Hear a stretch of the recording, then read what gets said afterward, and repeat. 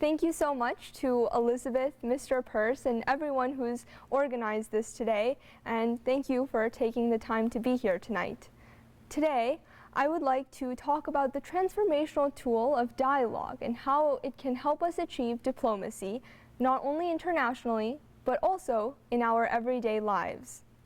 So let's start by asking, what is diplomacy? Diplomacy is often visualized as an abstract concept distant from our own lives, or as Napoleon once described it, policy in grand costume. Or a funnier definition says it is the art of saying nice doggy until you can find a rock. But when we think of this term, what immediately comes to mind is a handshake, heads of state signing a historic agreement, or the United Nations passing a resolution. But diplomacy isn't any of these monumental moments. Rather, it is everything that precedes them, everything that makes them possible. If philosophy is the study of what is, and political science the study of what ought to be, then diplomacy is the bridge, transforming observation and theory into tangible action. Being a diplomat requires unrelenting open-mindedness, not only at the negotiating table, but every day and in real life. It stems from this humility that the more we learn, the more there's left to learn. And so diplomacy is deeply rooted in philosophy, political science, sociology, and most importantly, in humanity, and a profound passion for caring about our world and its complicated history. Being a scientist, a chemist, a quantum physicist, or a corporate leader does not prevent you from caring about the world, but rather you offer a unique perspective about our world and what is happening in it. So, therefore, diplomacy is not a career choice. Rather, it is a choice we make as individuals every single day. I'd like to share one of my favorite poems about this subject. I imagine the cells, the nucleus of things. I see colors that have evolved to speak to the smallest of eyes, sacrifices that meet this cataclysm of longing for what can and what can, overcoming what cannot. In the majesty of the quantum world, in the beauty of building blocks, in the tiniest of elements, I glimpse the privilege of being. The alertness does not subtract, it adds. It is not our inheritance merely to abide in this beautiful world. It is our inheritance to understand it. So, what is our understanding of the world? And more importantly, what is our youth's understanding of the world? Because that alone is the most fundamental determinant of our tomorrow. I believe the singular driving force that holds immense power in shaping our understanding today is technology and social media. When I watched The Social Dilemma in my AP Psychology class for the first time, I realized that we all have a superficial understanding of the drawbacks of these platforms, yet we cannot even begin to fathom the multitude of ways in which they determine, dictate, and manipulate our very existence. The primary evidence of this comes from the first-hand accounts of the creators of these platforms, of Facebook and Instagram and Snapchat, and how these creators themselves have deliberately distanced themselves from their own inventions upon realizing the far-reaching detrimental consequences they've unleashed, albeit inadvertently. Our attention span and capacity is designed to expand and challenge ideas.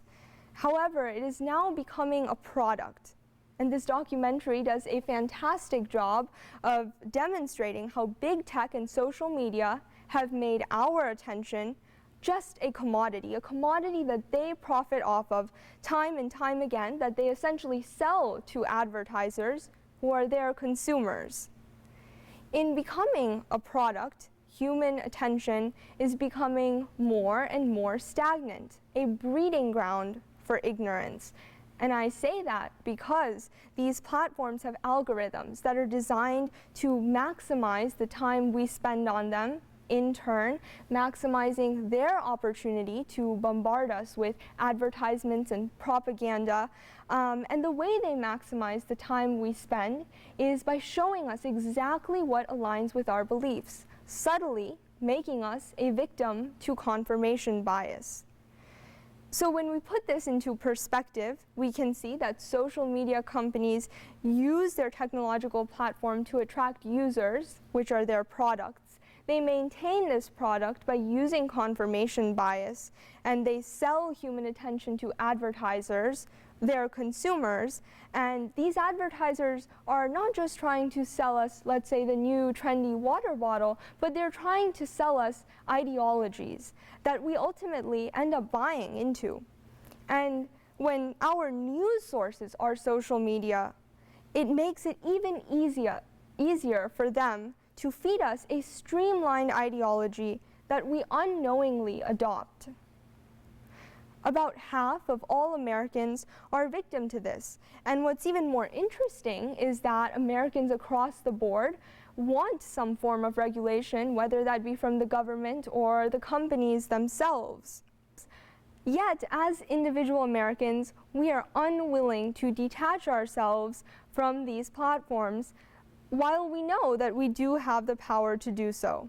And that's a problem, because what we consume is too difficult to discern as true or false, and there are gaping shortcomings of regulation, which is something clearly evidenced in yesterday's Senate hearings, where CEOs of Meta, TikTok, X, and other social media companies testified before the Senate Judiciary Committee.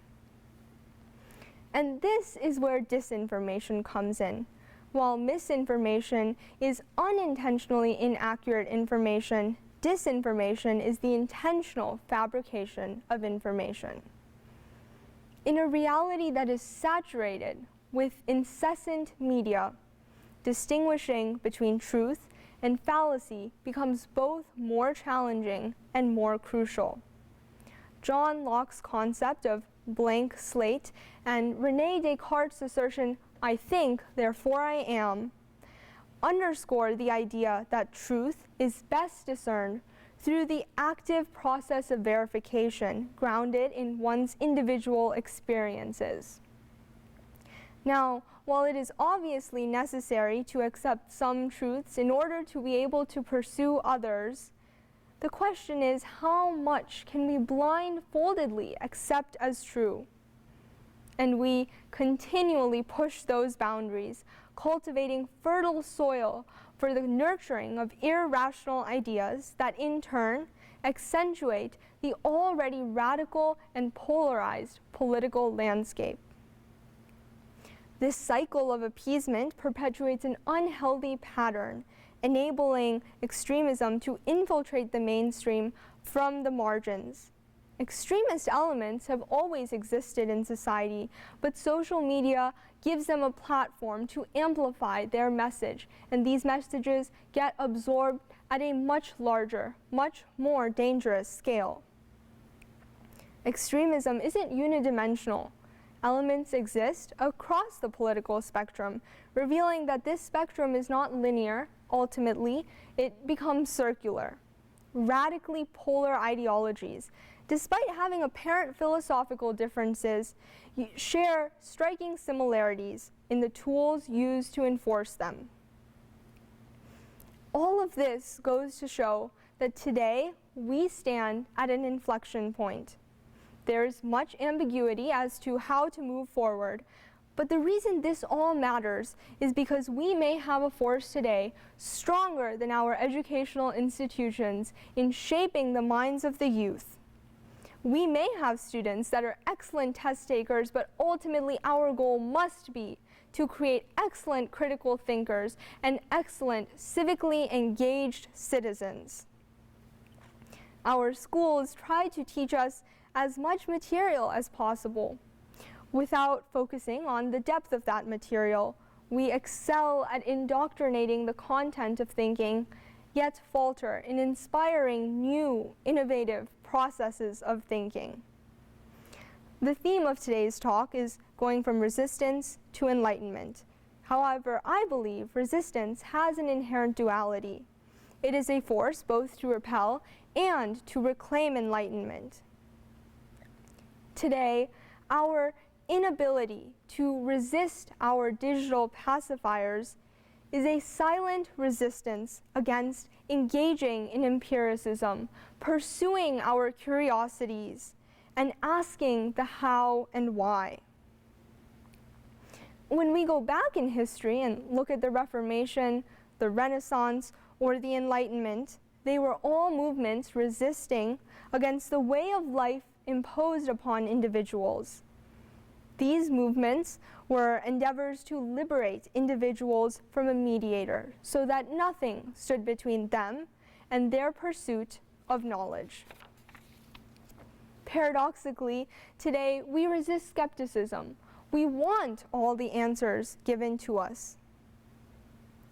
Technological movements and forces have always emerged as turning points in history, whether it be Gutenberg's printing press, the Industrial Revolution, or the Internet.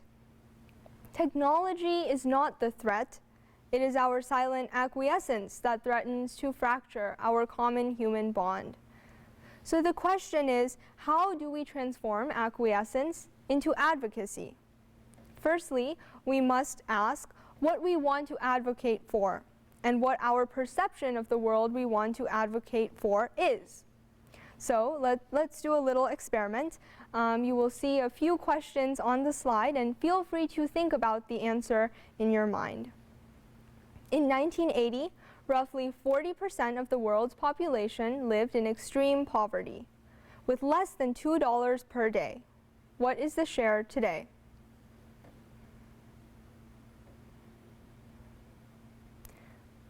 What share of the world's population don't have enough food to meet their daily needs?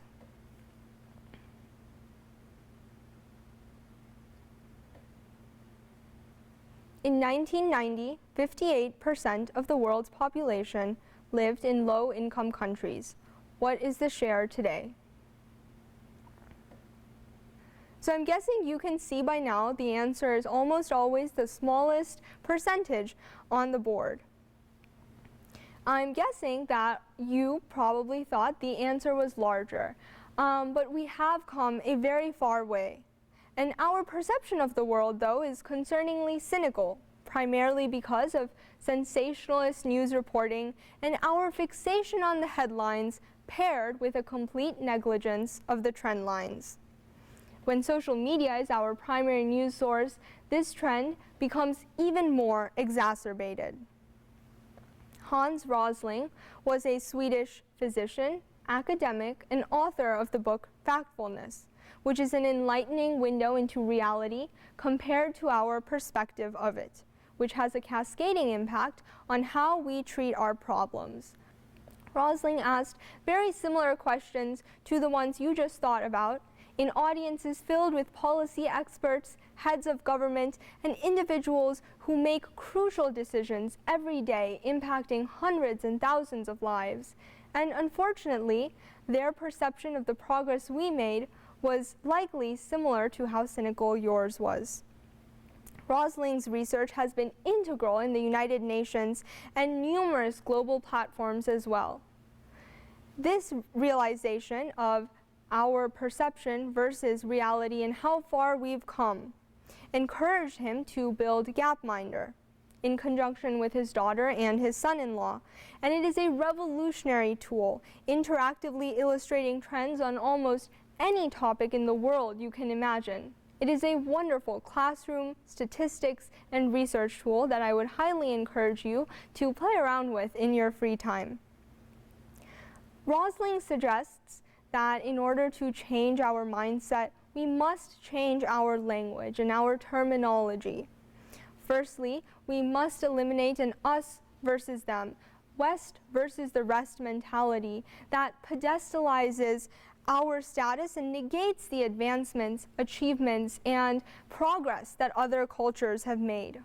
Secondly, we must realize that there's a spectrum of categories that nations fall into rather than developing versus developed, which is a terminology that reinforces us versus them.